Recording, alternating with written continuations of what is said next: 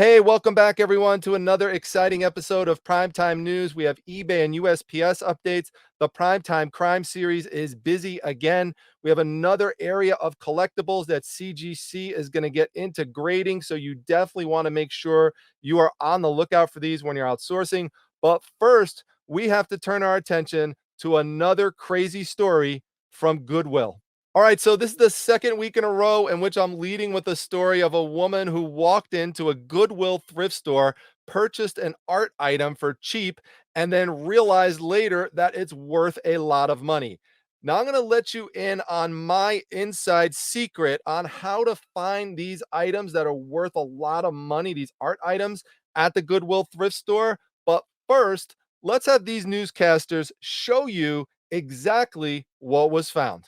And it turns out it's worth a whole lot more than she thought. ABC 15's Jordan Vonke with the story of a thriving thrifter after her latest find. While waiting to pick up her kids from school one day, Phoenix interior designer Grace Carpenter chose to kill some time at this Goodwill. Of all the things the original owners didn't want anymore, this oil painting caught her eye, mostly because of the cat. The signature was penned by Charles Craig, an artist from the late 1800s known for oil paintings of Western lifestyle. And the painting is an original. However, the appraiser said the cat was added on later. Can't be on the show because it's not 100% original, but that if it was in his gallery, he would not let it out the door for less than $2,000. Right over to Goodwill real quick. Check out a few things. Wow, Yeah, what a pretty cool. find. Wow is right. $32 into 2000. That's incredible, but not quite as good as the story last week of the woman who found the ancient Roman head bust for $35 that was determined to be priceless.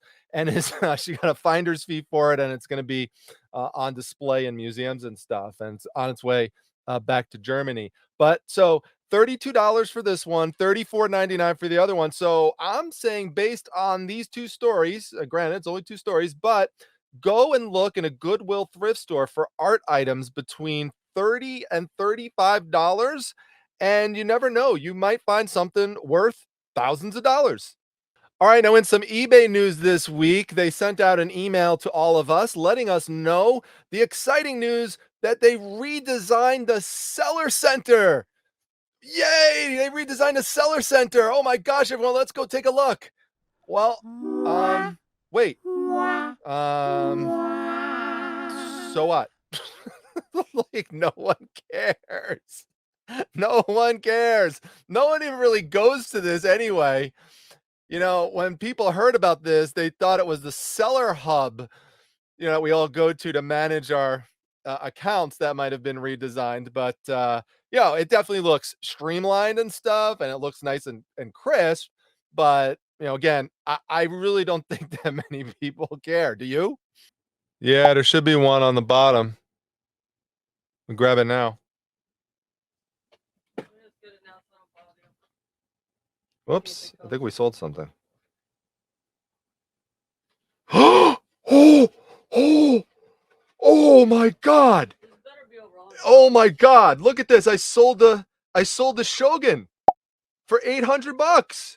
Look. We are definitely getting toppings tonight. Oh, that? Yeah. $800. What? Yeah, I just sold it. We're getting toppings tonight. We're getting toppings tonight. Yeah, baby. Woohoo.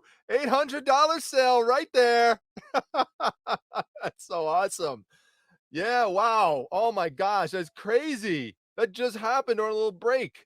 Oh man, that's the Japanese robot that I got at the comic hall, the 50,000 comics. That was something I tagged on at the end. It was $200, and I knew I could flip it at least for 500, but I tried 800, and sure enough, it's sold and it is paid for.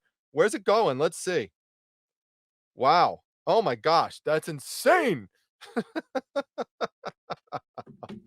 All right, now it's going to be hard for me to go on with the rest of the news broadcast because I'm so excited about that $800 sale. I was going to go over this Poshmark story, so let's go on with it. Nothing's going to stop the primetime news. So Poshmark shocked everyone this week. Their first quarter revenues were up 13%. Their gross merchandising volume was up 12%. This was not expected. In fact, most people who I know who sell on Poshmark, who I've talked to, have told me they've had a horrible time on Poshmark this past quarter. They changed their algorithm. They put about half of their sellers into an experimental group, and the other half they kind of left alone and didn't put in the experimental group, in which they changed things up in terms of how stuff showed up in search. So I don't know if these positive results are for the people who were in that half that had that great impact, and then the other half were just kind of left to the side. I don't know. If you're a Posh seller, let me know what your thoughts are about this. It's definitely very confusing, and it's at odds with everything I was reporting last week, where I was telling you the trend was that most e-commerce platforms were hit during the first quarter. Now, don't get me wrong, it's not like Poshmark did great, but they still did better than expected. All right, now Goodwill in Ohio is reporting that they are struggling with fewer donations as inflation continues. And I'm wondering, I want your comments down below if you've noticed this in your local thrift stores, and name the state that you're in. Are you noticing, and in fact, also name the city. Are you noticing that there's fewer donations, or are you noticing that it seems the same, or it seems maybe fuller than usual? It's interesting. I mean, sometimes these trends are regional. I just had a garage sale today with Mrs. Primetime. It's one of the reasons we're celebrating and ordering some pizza. But we noticed, and this is the first garage sale that we had since the pandemic, that it was really quiet. I mean, we did okay. We made like $150, but nothing like in prior years. There were far fewer people. We weren't sure if it was related to inflation. Maybe fewer people want to drive around and, build up the gas money bill. I'm not sure. But then again, you would think that if people were affected by higher prices, that maybe they would want to go out garage selling to get some deals. So I'm not sure, again, if this is a national trend or not, but, let's see what you say down below, and I'll keep monitoring this on a national basis. Now, I'll tell you who did not do good recently is USPS. They have reported a 1.7 billion, not million, billion fiscal second quarter loss, despite total volume being up 2.9%. In other words, it was up 886 million pieces, yet they still lost $1.7 billion. That is absolutely crazy.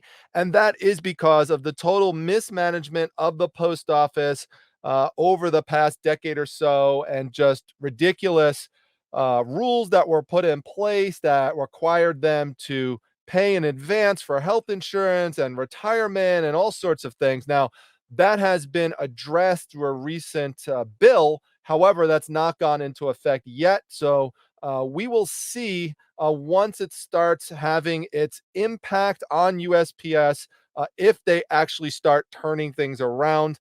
They are continuing to increase prices. So as I just mentioned, USPS will be increasing prices, and they just announced another hike in prices for July. Postage stamps will be going up from 58 cents to 60 cents. That's why I always tell people the best thing you could do to protect yourself against the high prices in postage stamps is to buy forever stamps. So this way it stays at that same price. Now, there are some other price increases. Letters will go up from 53 cents to 57 cents for metered mail. Additional ounces will go up from 20 cents to 24 cents. Domestic postcards will go up from 40 cents to 44 cents. And international letters will go up $1.30 to $1.40, starting at the 1 ounce level. All right, let's head into the primetime crime series. We have a major update in the cyber stalking case, in which two former eBay executives were set to go on trial for cyber stalking and harassing Ina and David Steiner, who run the e-commerce Bytes website, for critical coverage of eBay. I've covered this extensively in the past, and I've promised you that I was going to follow up with this until the end. Now, last week I reported that one of the former eBay executives, James Bao, agreed to plead guilty. That left David Harville as the last person set to go on trial in a criminal case. and this is on a federal level. And so what happened unexpectedly this week, David Harville, who was the former director of global resiliency, there's actually a picture of him right here for the first time. Credit to Ina and David Steiner for getting this picture up and finding it. The only picture I've not seen is of James Bow. I'd love to see a picture of him one day. Somehow he's escaped having a photo of him up. But anyway, so 2 counts of cyber stalking is what he pleaded guilty to, and you could go and read the guilty plea if you want to. I'm going to link to it in the description section if you want to see all the details. But basically, what this amounts to is he could be sentenced to up to 5 years in prison and receive up to a $250,000 fine. We'll see what happens when he is sentenced in October. At least that's when it's scheduled for now. And I will cover that story, of course, then. We're going to follow this all the way through to the end. All right, so we were just talking about the criminal case, but as I've discussed before, there is a civil lawsuit that the Steiners, who you could see here, have filed against eBay and other parties for the cyber stalking and harassment that they endured. Now, we haven't heard anything about this for a while, and there's a reason for that. There have been settlement negotiations, but settlement negotiations have stalled. And it looks like this is going to proceed to trial. And if you recall, when I first announced that this civil lawsuit took place, I said that I thought that a settlement would be a very, very tricky thing for the Steiners to navigate.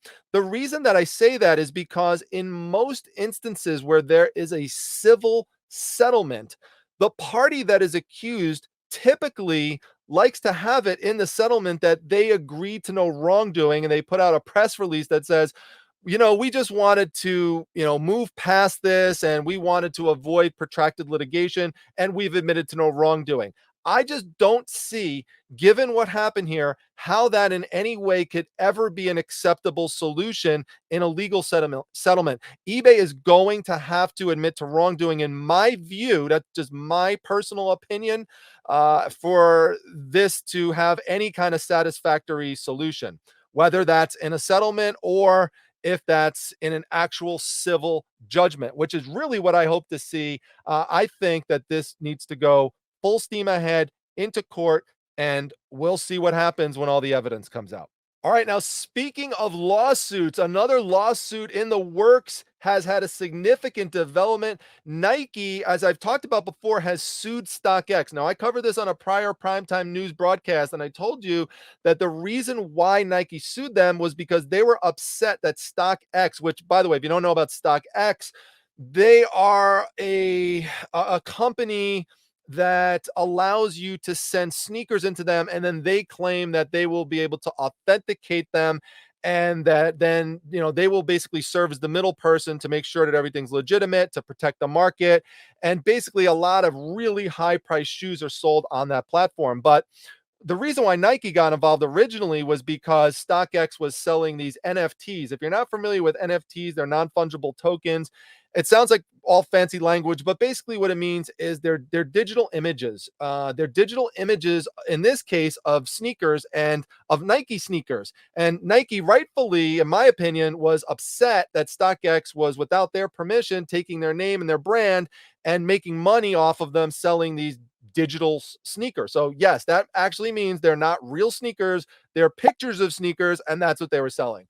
But Nike upped the ante when they added to the lawsuit that they are accusing StockX of selling fake sneakers, specifically fake Air Jordans. And if that is true, that's a major problem. What Nike said in the lawsuit is that they were able to obtain, by purchasing from StockX, 4 supposedly authenticated pairs of real Jordan sneakers, but they say that they were fake. Now, they don't say exactly how they figured all this out, but you would think that Nike would know whether or not they're fake or not. I doubt that they're making that up. They probably are fake. But again, we're going to have to wait to see when the evidence comes out. But if true, that's a major problem for StockX and a lot of authenticating companies.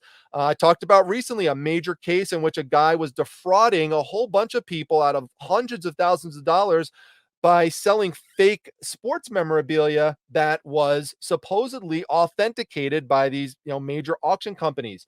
So this is a big problem. We cannot have auction companies or authentication companies authenticating items as real, but then it turns out that they're fake, because that's going to lead to the complete collapse of the market if that happens. So we'll have to wait to see what else comes of this news story, but it's definitely a major upping of the ante here.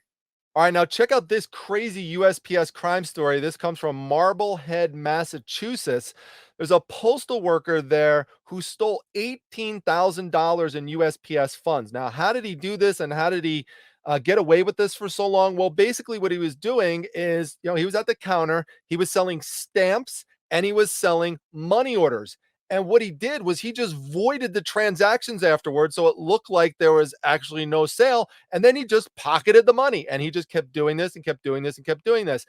Again, it might work one time, it might work 2, 10, 20 times, but eventually people are going to figure this stuff out. So if you're thinking of doing anything like this, I know people work at USPS who are here, they work at other big companies, and there's probably some people watching this who are starting up doing a little bit of stealing here and there. Stop now. I'm telling you, I'm saving you jail time. This person could face up to 10 years in jail. And I'm also going to save you a lot of money because this guy is looking at up to a $250,000 fine. All right, now who doesn't like a good Chinese buffet, right? I mean, I practically lived off of one when I was in college. There was one on Erie Boulevard that I went to all the time. I think it's closed now. It kind of looked like this. I think it actually was called Empire Buffet. If you're from Syracuse and you went to that one, give me a comment down below. That place was awesome. But as resourceful as I am, and as much as I love Chinese buffets, what I never thought of doing was going behind the building to steal the used cooking oil and then trying to resell it as biodiesel fuel. That's what two guys in New York were just accused of doing. They were arrested, and now they face possible jail time and all this stuff. Folks, there's easier way out there to resell than all these crazy schemes that I keep bringing to you week after week. Just go to garage sales, estate sales, flea markets. It's not that difficult. Now, one of the things I've always talked about with these theft stories is that it's not always people who are desperate for money, right? A lot of times it happens with people who are in really high-end positions who just get really greedy. And this is a great example of that. This is a guy named Robert Fryer who used to work for the US Open, and he had a pretty high position in the company, and that he had access to these exclusive tickets for the US Open. Well, he was approached by two people who the story describes as resellers who would get these tickets from him, and then they would go and they would resell it on the open market by packaging it with like hotel stays and kind of other fancy perks and stuff to really jack up the price. But this guy who worked at the US Open was not supposed to give these tickets, definitely not this many, to these two people who were then involved in this conspiracy. Now, those two people got some time in prison, 2 months and 7 months. But this guy was determined to be ultimately the most responsible. And he got 14 months in prison. We're talking $3.4 million worth of tickets. Just crazy. For me, I basically just say, I just want this is, I think, a good way for people to live life. I just say, I just want enough to make me comfortable, that I'm happy and satisfied. I don't need $3.5 million. I mean, sure, it would be nice if I had it, but just be happy, have enough to be happy and comfortable, and that's it. I mean, strive for more, but that's all I need. All right, big update in the collectibles industry, and that's CGC, which is very famous for grading comic books and now Pokemon cards. They're expanding into grading VHS tapes. Yes, VHS tapes. You may have thought that they were worthless, but they're not. I actually had a show on a long time ago. I'll link to it up top, in which I interviewed Robbie, the Aussie VHS thrifter, awesome guy. And you can learn all about VHS tapes in that video. But there's a lot of people who have shown in videos where they're going into thrift stores and they're getting sealed VHS tapes, certain ones, like for example, Forrest Gump is one that's really sought after. But there are many that you can go in, get for $1 that are sealed and flip them for $1,000. And so you could maybe even make more money on these if you sent them in and actually got them graded. Basically, people like to display them, so they're like trophies. They wouldn't be anything that anyone would play, but they're also preserving history. So definitely be on the lookout, because this is another avenue in the future that you will have to increase the investments on your purchases when you source. All right, in our final story of the week, FedEx made an important announcement for people who live in small to mid-sized markets. They ordered 50 of its first Cessna Sky Courier. Now, why should you care about that, you ask, right? Well, if you live in or if you sell to people in small to mid-sized markets and you use FedEx, it could take a while sometimes for stuff to get there because it's difficult for their big, giant passenger planes to get into those areas. But if you have a smaller, more efficient aircraft, then it's easier to get there. It's easier to get into the big airports, and it's also easier to get into those smaller airports in those small to mid-sized cities. So these could fit up to 6,000 pounds of freight, and they fit these specially designed cargo containers. So it's good news for people who use FedEx. I've been encouraging people, especially because of the high prices of USPS, to look into FedEx and UPS as alternative carriers. I know some people have had bad experiences with different delivery services, but if you haven't, give them a try, and you might be happy with the service you receive. All right, everyone. Well, that's the end of another exciting episode of Primetime News. If you're a big fan of the Primetime News, remember you could support this broadcast through membership, and you get lots of extra special perks as well, such as access to this broadcast earlier than everybody else. Well, I'm gonna go eat some pizza, everyone. I worked up an appetite here. Let me know what your favorite story was down below. I'll see you at the next one, everyone. Take care.